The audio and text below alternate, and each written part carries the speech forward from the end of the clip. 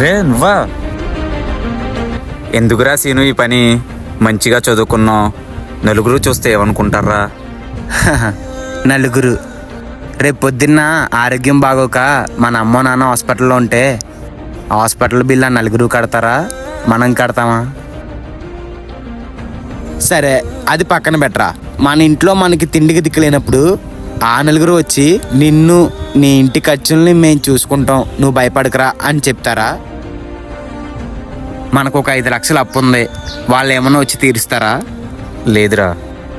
మన కష్టంతో మన ఇంట్లో ఉండి మన తిండి తింటూ ఆ నలుగురికి ఎందుకురా భయపడాలి? గట్టిగా చెప్పాలంటే మన అమ్మ నాన్నలతో పోల్చుకుంటే వాళ్ళేం గొప్పవాళ్ళు కాదు కదరా. మనకు నచ్చిన పని ఇష్టంగా చేసుకున్నప్పుడు ఎందుకురా సిగ్గుపడాలి? పుడతామా ఏటి మళ్ళీ? ఈ సమాజంలో ప్రతి ఒక్కడు నీలా ఆలోచించాలరా.